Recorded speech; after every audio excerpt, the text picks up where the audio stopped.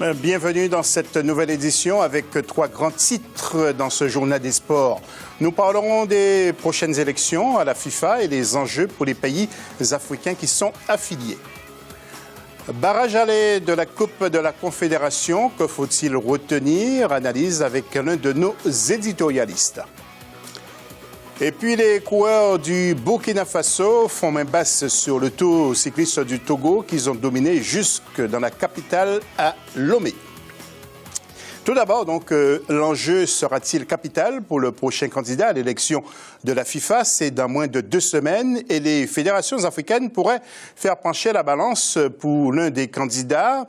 Et à l'instant où on vous parle, la CAF s'est positionnée derrière Sepp Blatter, mais ce soutien rencontre-t-il l'adhésion de l'ensemble des fédérations africaines? L'instance dirigeante du football continental qui note au passage des différentes réalisations effectuées par la FIFA sous l'ère de Sepp Blatter. Voyons ce sujet de Birama Saounera. L'élection du président de la FIFA, Fédération internationale de football association, aura lieu le 29 mai en Suisse. Pour cette élection, l'actuel président de l'instance est considéré comme un grand favori.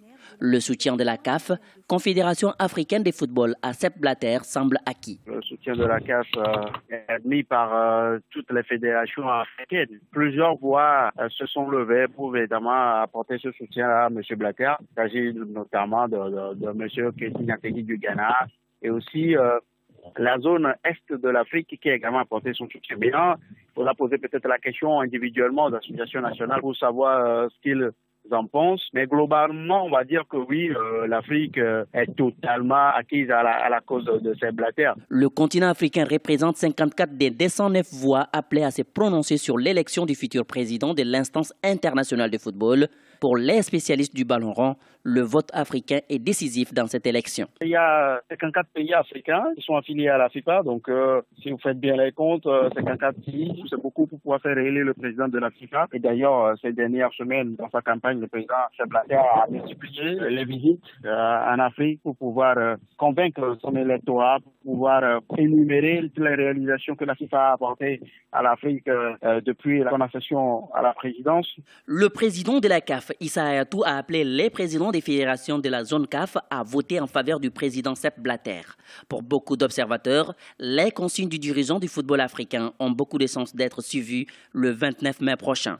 Le Suisse Sepp Blatter briguera un 5e mandat à la tête de la FIFA face à 3 autres candidats, notamment le néerlandais Michael van Praag, le portugais Luis Figo et le prince jordanien Ali Ben Al-Hussein. Nous restons dans le football avec les barrages allés de la Coupe de la Confédération et les équipes de la Ligue des Champions reversées dans cette Coupe CAF n'ont pas fait de cadeau à leurs adversaires, sauf à Escaloum qui s'est fait piéger par les Sud-Africains d'Orlando Pirates 2-0. L'ensemble des résultats, donc, je vous l'ai dit, à Escaloum qui perd devant Orlando Pirates. Nous allons voir le tableau ensemble avec bientôt, bien sûr, Stade Malien qui bat AS Vita Club 2-0 de Florent Bengué, Club sportif Sfaxien, AS Sec Mimosa 2-0 également. Vous voyez les autres résultats. Raja Casablanca qui gagne également. Sanga Balandé aussi. AC Léopard 3-0 face à Henri Volms. L'équipe d'Alali qui gagne également. Maintenant, donc, Mohamed Traoré, notre éditorialiste, nous dit ce qu'il retient surtout de la domination des clubs issus donc de la Ligue des Champions. Ce qu'on peut retenir dans un premier temps, c'est l'ensemble des équipes qui ont accueilli pendant cette phase aller ont tous gagné à l'exception de l'AS Kaloum face à Orlando Pirates, qui est l'équipe sud-africaine qui est allée gagner en Guinée. Au-delà de ça, toutes ces équipes, ils ont gagné chez eux. Donc, on peut dire qu'ils ont pris déjà une bonne option pour la qualification à la phase prochaine. Il faut retenir quand même 4-0 de l'Espérance sortie de Tunis face au Red of Dakar, mais aussi la victoire de l'AC Léopard 3-0 face au Waris du Nigeria. Sans oublier bien évidemment la victoire du Stade Malien 2-0 face à l'AS Vita Club. Les équipes qui ont été renversées dans cette phase-là, effectivement, provenant de la Ligue des Champions, se sont beaucoup plus illustrées, bien évidemment, mais c'est normal aussi parce que la Ligue des Champions, ce sont les clubs champions de leur pays, mais aussi beaucoup plus en vue sur le plan national. En Europe, certains championnats sont terminés. De nombreux joueurs du continent évoluent en France et à l'Estac, l'équipe de Troyes qui monte en Ligue 1, pas moins de 5 de nos joueurs ont permis au club de Jean-Marc Fiolan, l'entraîneur, de retrouver l'élite. Le gardien antillais du club, Franck Grandel, nous passe en revue leurs performances et contre-performances aussi. D'abord, il évoque le Malien Mahamadou Diaye, le Sénégalais Babacar Gueye et le Camerounais Henri Bienvenu Sama. Nous l'écoutons. Mahamadou Ndiaye qui débutait, qui faisait un bon début de saison. Malheureusement, il s'est gravement blessé. Maintenant, il faut attendre le retour. On ne sait pas trop ce que ça va donner. Si Babacar, il est jeune. C'est vrai qu'il a l'avenir devant lui. Maintenant, comme je lui ai dit, il faut qu'il soit encore plus professionnel au quotidien, qu'il insiste encore plus dans le travail. Parce qu'avant un contrat professionnel, ça ne veut pas dire réussir. Il a besoin de gagner en maturité encore. Après, il y a Henri Bienvenu qui a quand même un parcours...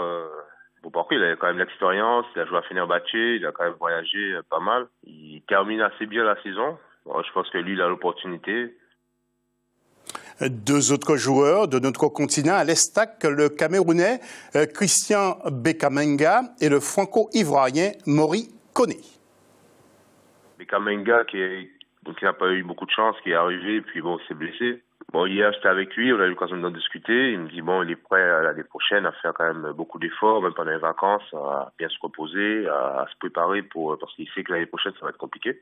Mori Koné, pareil, il est jeune, il sort d'une année où il a joué beaucoup en CFA, il a été patient. Et à chaque fois le coach a fait appel à lui, il a répondu présent. Maintenant, c'est à lui de rester, de travailler pour franchir un palier l'année prochaine, parce que la Ligue 1 et la Ligue 2, il y a quand même un petit écart, je veux dire.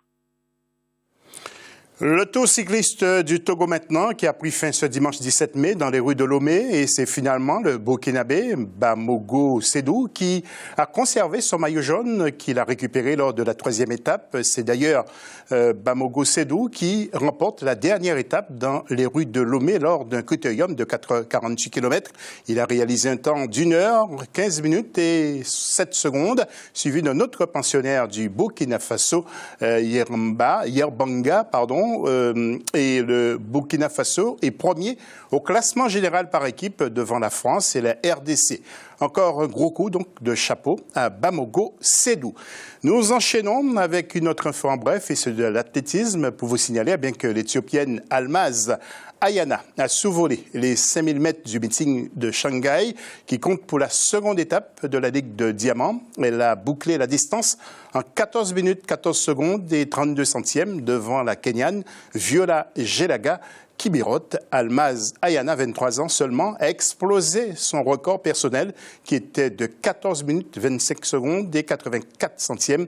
Elle réalise le 3e meilleur chrono de tous les temps sur le 5000 mètres. Elle a 3 secondes du record du monde détenu par sa compatriote Tiwines Dibaba. 14 minutes, 11 secondes et 15 centièmes.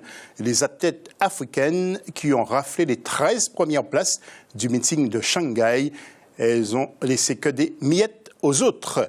C'est aussi donc la fin de ce journal des sports. Une autre édition de l'information est à suivre dans quelques instants sur Africa 24.